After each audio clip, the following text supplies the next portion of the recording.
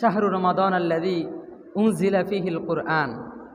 এই রমজান মাসে কোরআনুল কারীম নাজিল হওয়ার কারণে এই মাসটিকে আল্লাহ তাআলা অন্যান্য 11 মাসের চেয়ে শ্রেষ্ঠ করে দিলেন। আবার যেই ফেরেশতার মাধ্যমে আল্লাহ তাআলা কোরআনটা নাজিল করলেন, সেই ফেরেশতাকে সকল ফেরেশতার তুলনায় শ্রেষ্ঠ করলেন। নাজালা বিহির রুহুল আমিন আলা কলবিকা লিতাকুনা মিনাল মুনদারিন বিলিসানিন আরবিয়্যিম মুবিন। নাজালা বিহির রুহুল আমিন, রুহুল আমিন বলা হয় জিবরাইল আলাইহিস সালাতু সালামকে। সমস্ত ফেরেশতাদের তুলনায় তার গুরুত্ব আল্লাহর কাছে বেশি। তিনি কোরআন তার মাধ্যমে নাজিল হয়েছে বিদায়। যেই নবীর উপর কোরআন নাজিল হয়েছে তিনি হয়ে গেলেন শ্রেষ্ঠ নবী, শ্রেষ্ঠ রাসূল।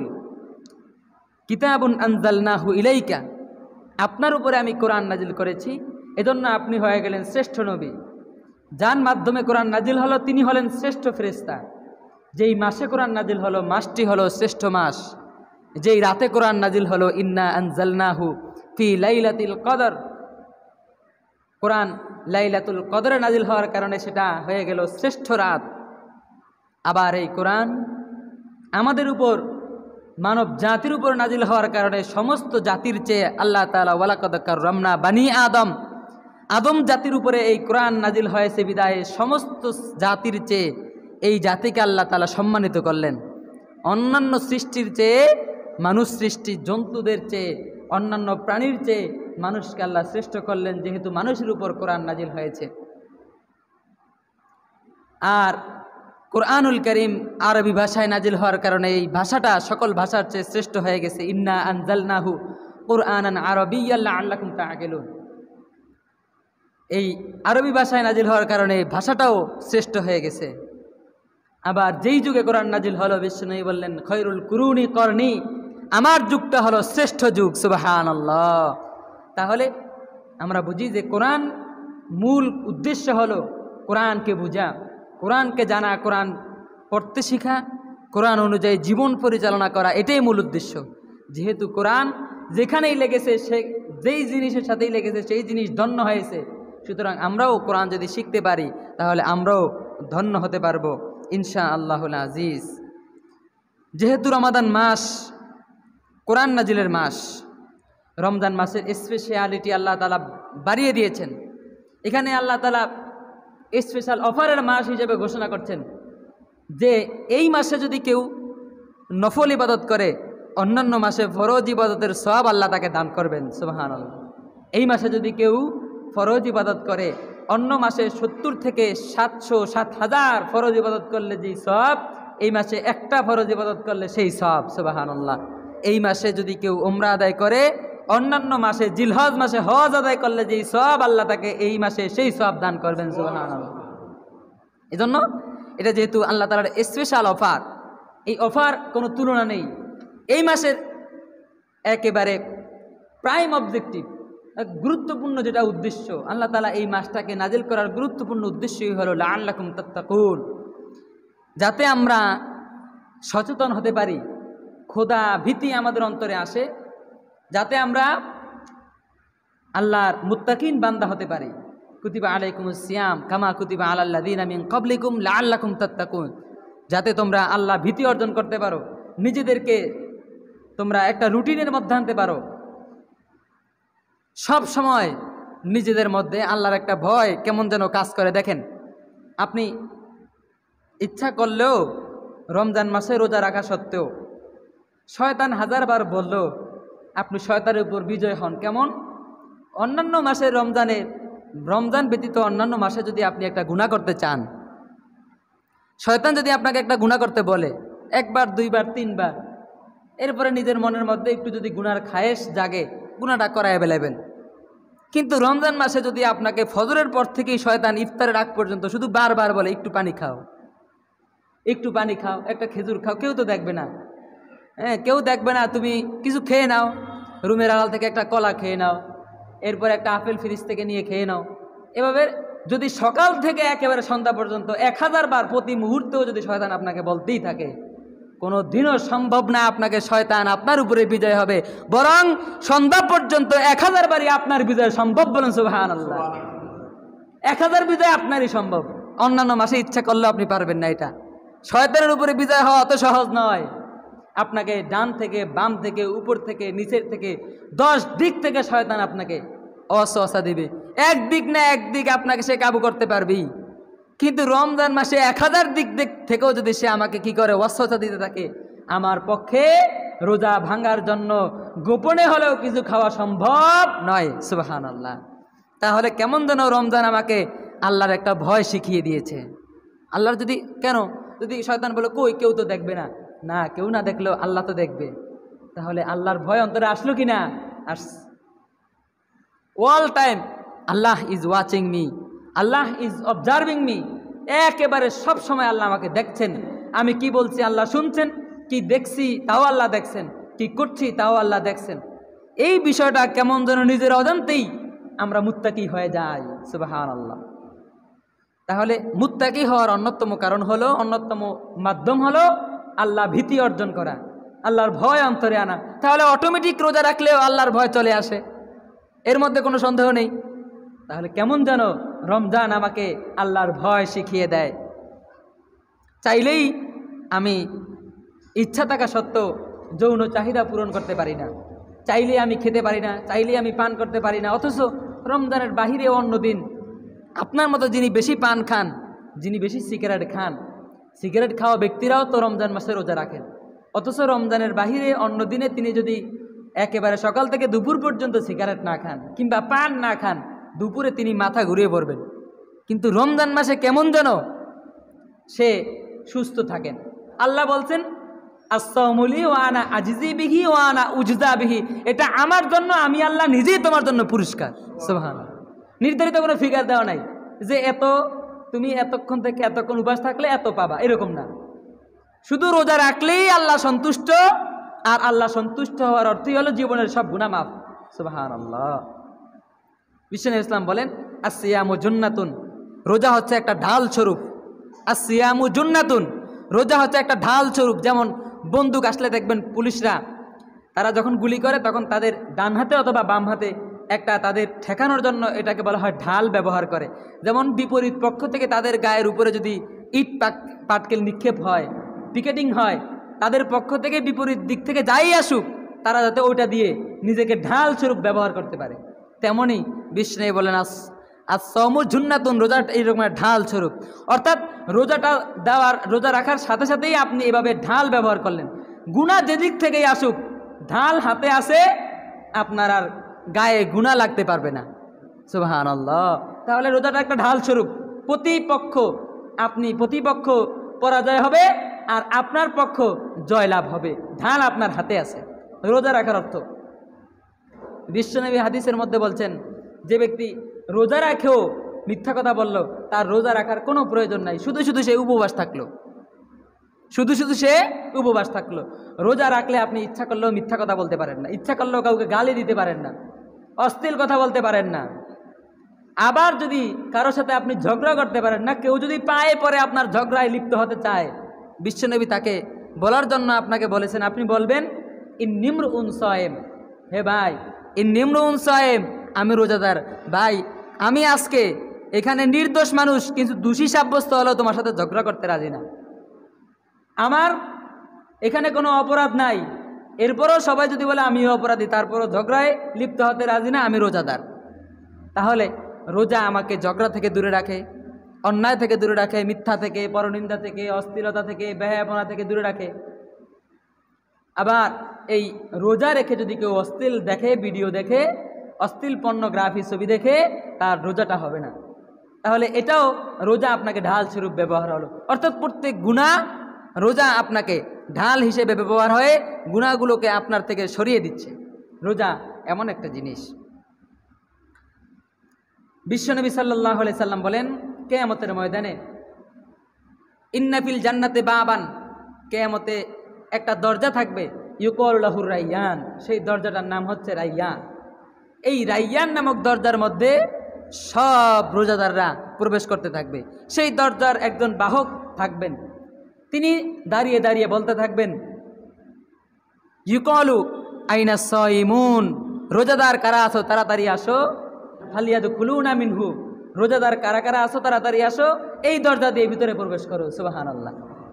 এখন থেকেই প্রস্তুতি নিব কোন সময়টা আমি বেশি ফ্রি থাকি, কোন সময়টা আমি বেশি ফ্রি থাকি, ওই সময় আপনি কোরআন শিখার জন্য একটা তারিখ করে নেন। অন্তত এই রমজান মাসে যদি আপনি এতটুকু শিক্ষা অর্জন করতে পারেন, 4 রাকাত সুন্নত নামাজে, 4 রাকাত ব্যক্তিগত নামাজে 4টা সূরা পড়তে হয়, সূরা ফাতিহা পড়তে হয়, তাশাহুদ পড়তে হয়। এই 4-5টা জিনিস খুবই জরুরি। এগুলো না পড়লে নামাজ হবে না, অশুদ্ধ পড়লেও নামাজ হবে না। বেশির প্রয়োজন নাই, এই জরুরি কয়টা বিষয় আপনি সহি করে নেন। যেই সময়টা আপনি ব্যস্ত, যেই সময়টা আপনি ফ্রি আছেন, এই সময়টাতে আপনি এই সূরাগুলোকে সহিশুদ্ধ করে নেন। যদি আপনি এই রমজান মাসে শুধুমাত্র এই কাজটুকুই করতে পারেন, তাহলে মনে করবেন জীবনের শুরু থেকে আজকের এই রমজান পর্যন্ত এই রমজানই আপনি সফলতা অর্জন করতে পারছেন। বিগত সব রমজানে আপনি বিফল ছিলেন। কেননা আপনার মূল নামাজ রোজা, মূল রোজা এই কেরাতের উপরে নির্ভরশীল। কেননা রোজা রাখছেন কিন্তু আপনি নামাজ পড়ছেন না, কি লাভ? আবার নামাজ পড়ছেন, নামাজ কবুল হচ্ছে না, তাও লাভ নাই। এজন্য নামাজে যে এই বিষয়গুলো জরুরি, অন্তত এই রমজান মাসে সেগুলো সহি করার জন্য যদি আপনি মনোবল দৃঢ় করতে পারেন এবং সেই অনুযায়ী যদি আপনি সফল অর্জন করতে পারবেন, মনে করবেন জীবনের সবচেয়ে বড় সফলতা এই রমজানে আপনি অর্জন করেছেন। আবার এই রমজানে যারা একটা তালিকা করবেন যে এখন আমার আজকের এই কয়টা দিন সবচেয়ে বেশি ব্যস্ত আমি কোন কোন কাজগুলোতে, এই কাজগুলোর একটা তালিকা করবেন। সবচেয়ে বেশি ব্যস্ত যেই কাজগুলো নিয়ে, এই কাজগুলো আমার করতেই হবে, তাহলে এই কাজগুলো অবশ্যই আমার রমজানও করতে হবে। সুতরাং রমজান মাসে এই জরুরি কাজগুলো কোন কোন সময় করব, এগুলো একটা আলাদা পাঠ করব। আর এই আলাদা পাঠ করার পরে জরুরি কাজগুলোর পরে একটা সময় আমার বাঁচিয়ে রাখবো, অন্তত কমপক্ষে 1 থেকে 1.5 ঘন্টা 2 ঘন্টা এই আলাদা একটা সময় আপনি বাঁচিয়ে রাখবেন, যেই সময়ের মধ্যে ফরজ নামাজ বাদে, ফরজ রোজা, ফরজ ইবাদত বাদে একটা নফল ইবাদত করার চেষ্টা করবেন। যেহেতু অন্যান্য মাসে আপনি ফরজ নামাজগুলো ছেড়ে দিয়েছেন, ফরজ কাজগুলো ছেড়ে দিয়েছেন, এই মাসে আপনি একটা নফল কাজ করলেও আপনি অন্য মাসে ফরজের সমান সওয়াব পাবেন। সুতরাং এই রমজান মাসে নফল কাজ করার জন্য একটু আলাদা সময় নির্ধারণ করে নেন। যারা এই রমজান মাসে নামাজের জন্য প্রস্তুতি নেন, অনেক যারা আছেন কোনো নামাজই আপনি রমজান মাসের আগে কোনো নামাজই পড়তে অভ্যস্ত না, শুধুমাত্র জুমার নামাজে আসেন। আপনারা রমজান মাসকে কেন্দ্র করে অন্তত শুরু করেন প্রথম 5 দিন শুরু করেন আমি ফজরের সময় যেহেতু সেহরি খেতে উঠবো, যত কিছু হোক ফজরের নামাজটা আমি জামাতে পড়ব। আর ইফতারির সময় যেহেতু আমার ইফতারি খেতে হয়, সুতরাং ওই সময় মাগরিবের সময়, এই অন্তত প্রথম 5 দিন যারা একেবারে বেনামাজি, প্রথম 5 দিন ফজরের নামাজ আর মাগরিবের নামাজ এই 2 ওয়াক্তের টার্গেট করে। 6ষ্ঠ রমজান থেকে টার্গেট করেন যে এই 2 ওয়াক্ত নামাজ তো ঠিক আছে, তাহলে শুধুমাত্র তারাবি বাদ রাখি, শুধুমাত্র এশারের নামাজ পড়তে আসি। 6ষ্ঠ রমজান থেকে আপনি এশারের নামাজ পড়ার অভ্যাস করেন। এরপরে 11 রমজান থেকে আপনি জোহর এবং আসরের নামাজ পড়ার অভ্যাস করেন। 16 রমজান থেকে আপনি তারাবিহের নামাজ অন্তত 4 রাকাত পড়ার চেষ্টা করেন। 20 রমজান 25 রমজান পর 5 ওয়াক্ত নামাজ জামাতের সাথে আপনার আদায় হচ্ছে, এরকম কনফার্ম হওয়ার পর আপনি এই মসজিদের একটা পিলারের সাথে হাত রাখে একেবারে একান্তে, মসজিদে কোনো লোক যখন থাকবে না, রাত্রে হোক দিনে হোক, আল্লাহর কাছে চোখের পানি ছেড়ে দিয়ে বলবেন, আল্লাহ আমি নামাজে ছিলাম না, কিন্তু রমজান আমাকে নামাজি বানিয়েছে। এই তোমার মসজিদ সাক্ষী, এ তোমার বিল্ডিং সাক্ষী, এ আকাশ সাক্ষী, এ বাতাস সাক্ষী, আমি নিজে সাক্ষী, আমার হাত সাক্ষী, আমার সমস্ত শরীর সাক্ষী। আল্লাহ তোমার কাছে দোয়া করি, আমি আর রমজানের পর থেকেও 1 ওয়াক্ত নামাজ আমি আর ছেড়ে দিব না। আল্লাহ তুমি যদি আমাকে এই ওয়াদা রক্ষা করতে না দাও, পৃথিবীর কেউ আমাকে ওয়াদা রক্ষা করাইতে পারবে না। আর যদি তুমি ওয়াদা রক্ষা করাইতে চাও, তাহলে দুনিয়ার সমস্ত শয়তানরা একত্র হলেও আমার নামাজ জামাত থেকে আর ছুটবে না। এরকম একটা প্রস্তুতি নেন।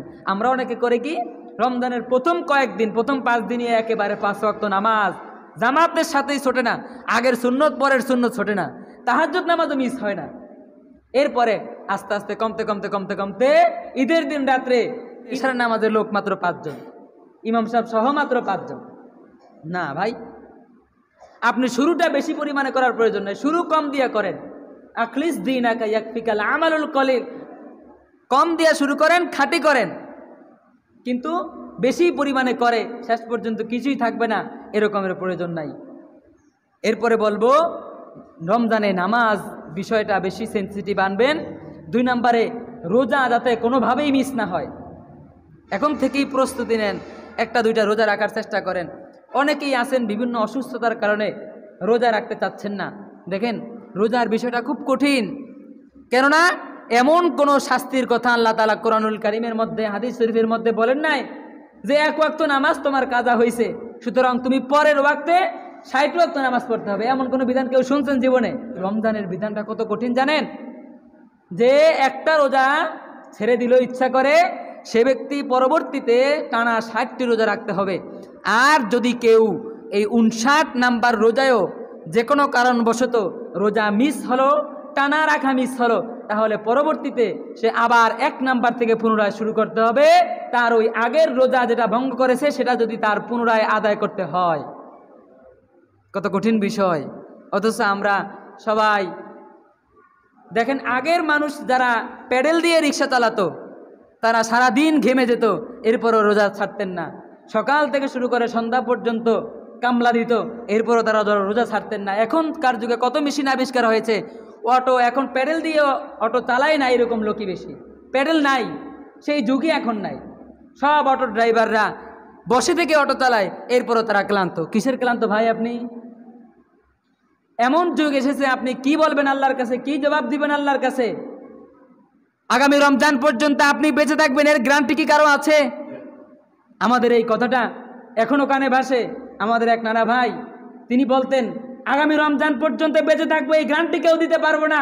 আসলে তিনি এই রমজানে বেঁচে নাই, আসলে তিনি এই রমজানের আগে ইন্তেকাল করেছেন। তিনি বলেছেন আগামী রমজান পর্যন্ত যদি আমি বেঁচেও থাকি, আগামী রমজান আমি সুস্থ থাকবো, এর কি কোনো গ্যারান্টি আছে? তাহলে ভাই আগামী রমজান পর্যন্ত আমি বাঁচতে পারবো, এর তো কোনো গ্যারান্টি নাই। সুতরাং রমজান মাসকে আমি বলবো, যারা ভাইয়েরা আমার আছেন, বোনেরা আমার আছেন, যে যেখানেই আছেন, যত কষ্ট হোক রোজা রাখার চেষ্টা করেন। দেখেন আপনি রোজা রাখতেছেন, আল্লাহ তাআলা কি দেখে না আপনি কার জন্য রোজা রাখেন? আরে ভাই, আপনার যত অসুস্থতাই থাকুক, বেশি অসুস্থ সেটা ভিন্ন হিসাব, আল্লাহ তাকে মাফ করবেন, তার বিষয়ে আল্লাহ অনেক মাসআলা মাসাইল বলে দিয়েছেন, সেটা পরে বলা যাবে।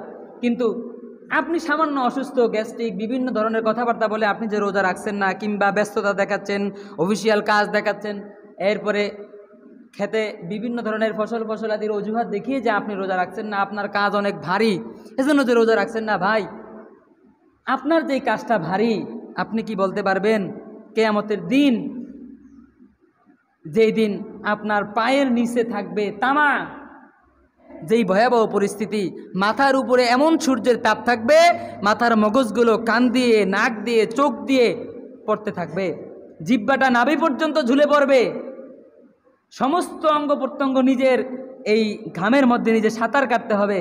ভাই এই পরিস্থিতিটা একবার চিন্তা করে বলেন যে এই পরিস্থিতির 1 সেকেন্ড, ওই সময় যেই কষ্ট হবে, ওই সময়ের 1 সেকেন্ডের কষ্টও কি দুনিয়ায় আজও পর্যন্ত কারো হয়েছে?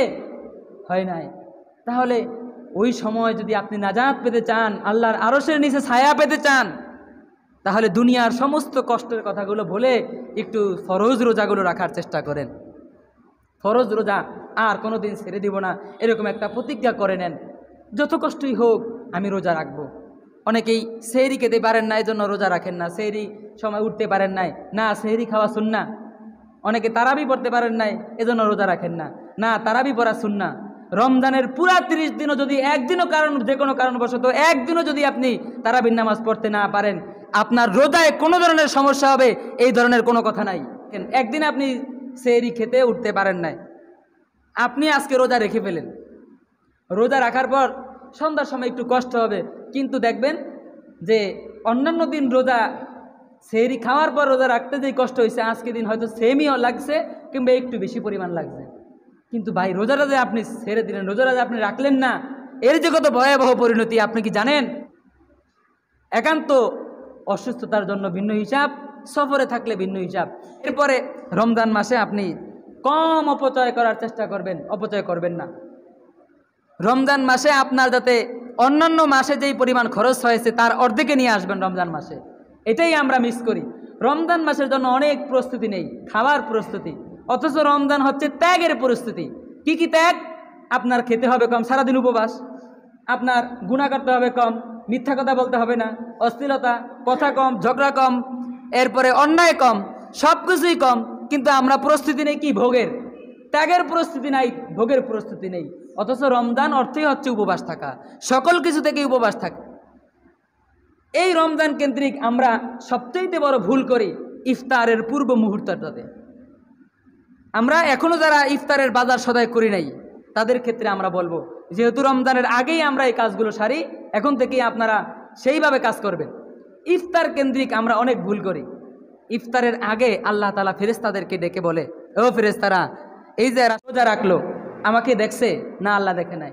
রোজা না রাখলে যে জাহান্নামে যেতে হবে, জাহান্নাম দেখছে? জাহান্নামের আযাব দেখছে? না, আল্লাহ দেখে নাই। আমার জান্নাত দেখছে? না, আল্লাহ দেখে নাই। তাইলে সারাদিন কেন উপবাস থাকলো? সারাদিন যদি যে কোনো মুহূর্তে তারা কিছু খাইতো, আমি আল্লাহ কি তাদেরকে ধমক দিতাম না মারতাম, নাকি তাদেরকে সাথে সাথে মৃত্যু দিতাম? এমন কোনো আযাব তাদেরকে বলছি? না, আল্লাহ বলেন নাই। তাহলে সারাদিন গোপনে সে কিছু খাইতে পারতই, কিন্তু শুধুমাত্র আমাকে না দেখে আমাকে ভয় করে খেলো না। ও ফেরেশতারা, এরা এখন কি বলে? শুধু মুখের দিকে তাকিয়ে দেখো কি বলে। শুধু ইফতারের পূর্ব মুহূর্তে রোজা 100%, আপনার দোয়া 100% আল্লাহ তাআলা কবুল করবেন। থালাসু দাওয়াতিন মুস্তাজাবা, 3 শ্রেণীর লোকের দোয়া আল্লাহ কবুল করে। তার মধ্যে অন্যতম একজন হলো দাওয়াতুস সায়েম, ইফতারের পূর্ব মুহূর্তে রোজার মুখের ব্যক্তির দোয়া আল্লাহ তাআলা কবুল করেন। অথচ দেখেন এই সময়টাতেই আমরা বিভিন্ন কাজে ব্যস্ত থাকি। মহিলাদেরকে আমরা এমন ব্যস্ত রাখি, আসরের পর থেকে মাগরিব পর্যন্ত তাদের দম ফেলানোর সময় থাকে না। কেননা আপনি বলে দেন যে আমার জন্য পেঁয়াজু করতে হবে, এরপরে কি বুট করতে হবে, বেগুনি করতে হবে, এরপরে শরবত কয়েক আইটেমের করতে হবে, খেজুর, মানে এত পরিমাণে আপনার আয়োজন থাকে। উনি আয়োজনের হিসাব করতে করতেই আপনি যে দোয়া করবেন, দোয়ার মধ্যেও চিন্তায় থাকে যে হায় হায় খেজুর মনে হয় আনতে ভুলে গেছি, চিনিতে মনে হয় শরবত কম দিয়ে ফেলেছি। এভাবে আমরা ব্যস্ত থাকি খাওয়ার আয়োজন নিয়ে। অথচ আল্লাহ তখন ব্যস্ত ফেরেশতাদেরকে কি নিয়ে? আল্লাহ তখন ফেরেশতাদেরকে নিয়ে ব্যস্ত হলো, বান্দা কি বলে মুখের দিকে তাকাও, যা বলে তাই আমি আল্লাহ এখন কবুল করবো। সুবহানাল্লাহ।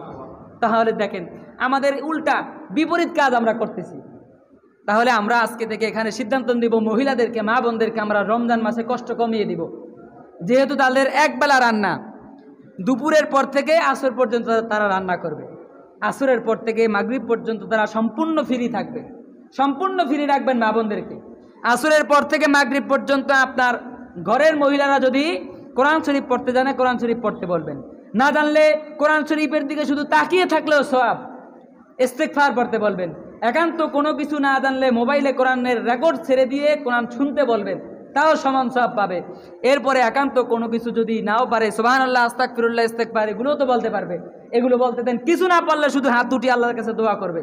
রমজানের ইফতারের 15 মিনিট আগে এমন কিছু সামনে রাখবেন যেগুলো নষ্ট হবে না, যেমন শরবত, যেমন ফল, আপেল, এই ধরনের যেই ফলগুলো, ধরেন এই যে বুট, মুড়ি, পেঁয়াজু, বেগুনি, এই শ্রেণীর জিলাপি, এরপরে বুরিন্দা, এই শ্রেণীর জিনিসগুলো সামনে আনলে কিছু সময়ের মধ্যে কি হয়ে যায়? নষ্ট হয়ে যায়, বিভিন্ন ধরনের হয়। কিন্তু অন্যান্য ফলগুলো দিয়ে আপনারা রোজা রাখার এই রমজান মাসে প্র্যাকটিস করেন যে আমরা ইফতার করব সর্বোচ্চ 4 থেকে 5টা আইটেম দিয়া, যেগুলো হাতের নাগালে থাকবে। 1 ঘন্টা আগে রাখলেও সমস্যা নাই, পরে রাখলেও সমস্যা নাই, এগুলো সামনে থাকবে। এগুলো সামনে রেখে আমরা ইবাদত বন্দেগী করব, আল্লাহর কাছে দোয়া করব। সাথে শরবত, ফল ফলাদি, এই কয়েকটা আইটেম সামনে থাকবে, এগুলো দিয়ে আমরা ইফতার করব। এই ধরনের আমরা একটা ভিন্ন চেঞ্জ নেই। আসলে এই যে সারাদিন একে তো শরীরের জন্য ক্ষতিকর, ডাক্তাররা বলতেছে সারাদিন আপনি উপবাস থাকার পর যদি আপনি এই ভাজি জিনিসগুলো, এই যে ভাজি জিনিসগুলো আপনি মুখে দিচ্ছেন, আপনার শরীরের জন্য মারাত্মক ক্ষতিকর, গ্যাস্ট্রিকের জন্য বিশেষ করে। সুতরাং আপনি তার চাইতে শুরু করেন খেজুর দিয়া, শুরু করেন 1 গ্লাস শরবত পানি দিয়া।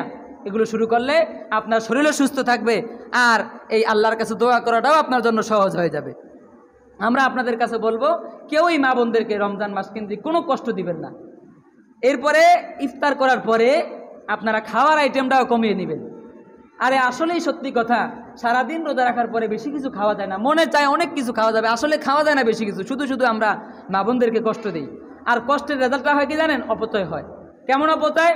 আমরা মনে করেছি অনেক কিছু খেতে পারবো, কিন্তু আমরা এই প্রথম রাতেও খেতে পারি নাই অনেক কিছু, শেষ রাতেও অনেক কিছু খেতে পারি নাই।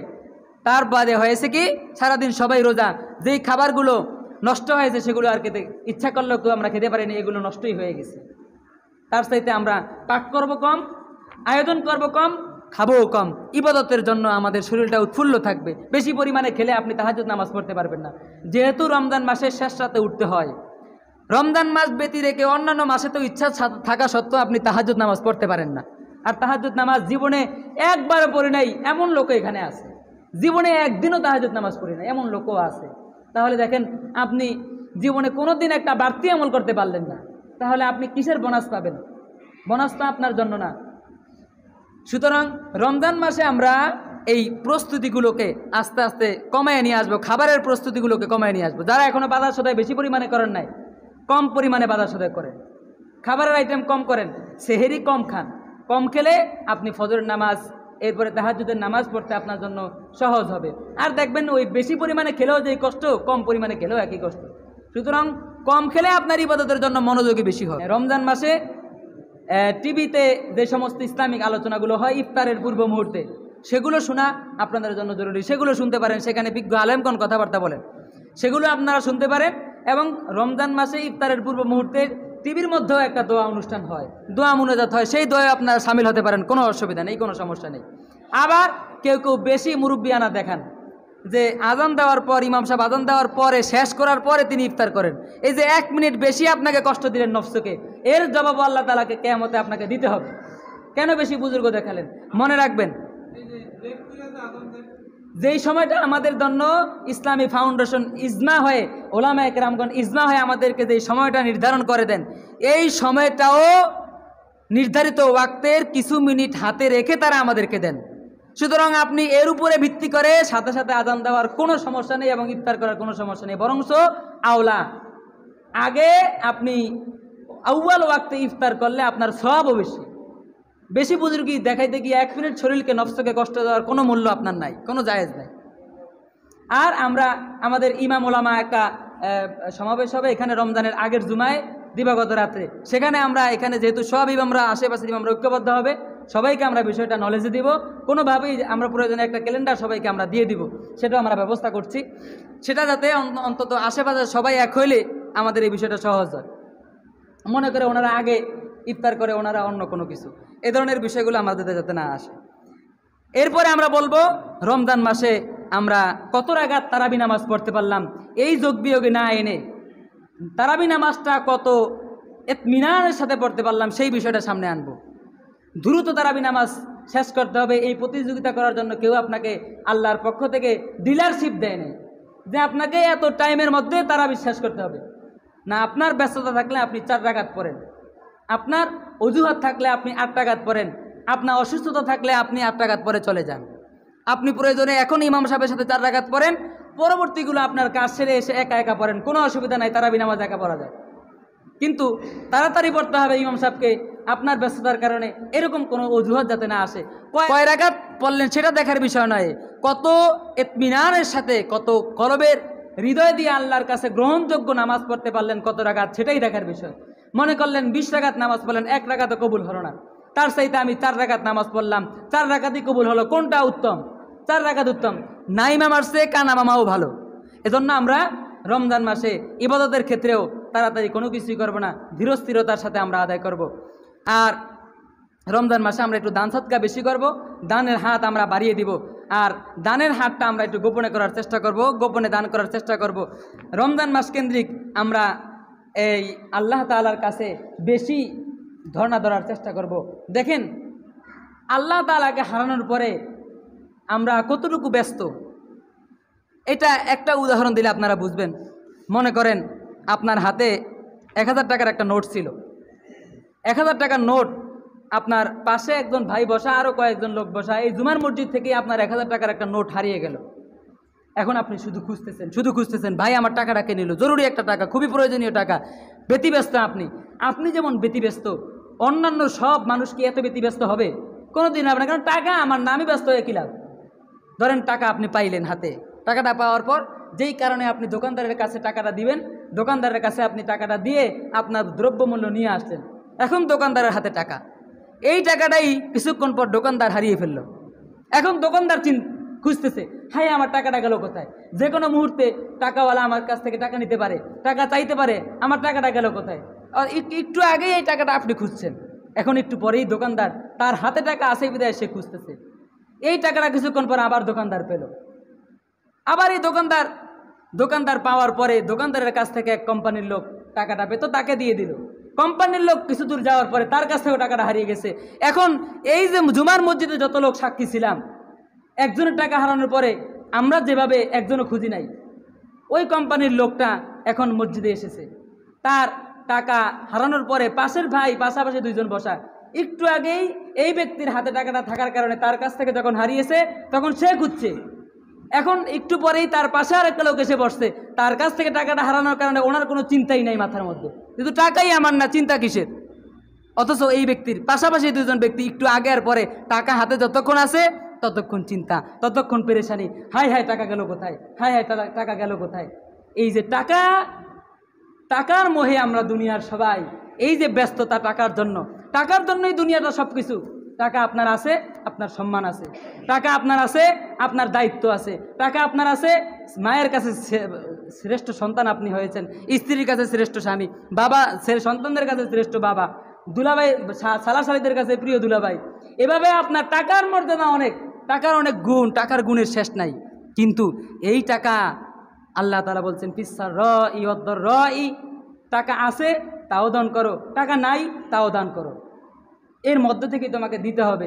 দানের হাত বাড়িয়ে দাও, তাহলে আল্লাহ তোমাকে দিবে, কেননা তোমার হাতে যেটা আছে এটা দিয়ে দাও, আবার উপরওয়ালা তোমাকে দিবে, তখন তুমি নিতে পারবা। কেননা হাতে আপনার একটা বস্তা আছে, এটা না ফেলার আগ পর্যন্ত উপরওয়ালা যদি আরেকটা দিতে চায়, দোতলা থেকে যদি কেউ নিচতলায় আপনাকে দিতে চায় কোনো একটা বস্তা, আপনার মাথায় একটা বস্তা আছে, সেটা নিচে না ফেলানোর আগ পর্যন্ত উপরেরটা ধরতে পারবেন না।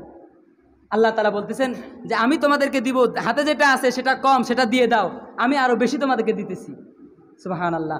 এজন্য আমরা এই কাজটা বেশি করব, রমজান মাসে একটু দান সদকা বাড়িয়ে করব। আল্লাহ তাআলা আমাদের সকলকে রমজানের সকল প্রস্তুতি এখন থেকে নেওয়ার তৌফিক দান করুক, আমিন।